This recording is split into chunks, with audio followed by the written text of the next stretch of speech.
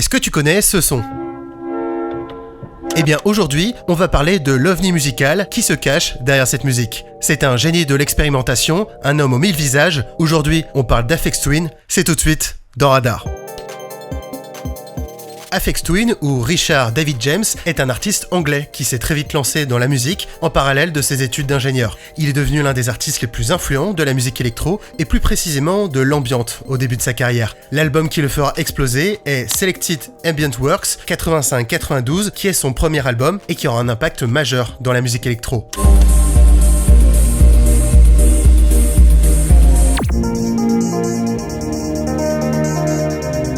On retrouve l'essence de son style, avec une forme et surtout une texture qui fera sa signature. Utilisant principalement divers synthétiseurs, les rares images de son studio représentent bien son univers. Aphex Twin n'est pas un artiste, mais un scientifique explorant depuis 40 ans le son et ses limites. Dans la lignée des artistes techno de l'époque, il a toujours joué avec son image, en cherchant à cultiver un mystère, alimentant toute forme de théorie sur son histoire, sur sa musique, sur Aphex Twin. Dès 1991, il arbore ce logo qui deviendra un langage visuel qui l'enrichira tout au long de sa carrière. Le clip qui marquera le plus son public est celui pour son titre Come To Daddy, où l'on retrouve un groupe d'enfants arborant la tête d'Aphex Twin sur chacun d'eux, coursant une vieille dame pour la marabouter par un démon maléfique. Voilà.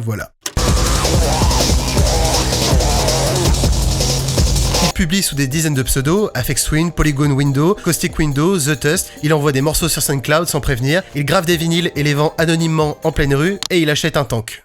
Non, c'est pas une blague. Bref, au-delà du folklore, Aphex Twin est une encyclopédie de la musique électro, c'est un guide dans la composition, dans l'usage ultra intelligent de l'hardware et surtout un précurseur pour l'époque. En 2014, il remporte un Grammy Award pour le meilleur album dance électronique avec son projet Syro qui s'inscrit dans l'IDM, l'Intelligent Dance Music.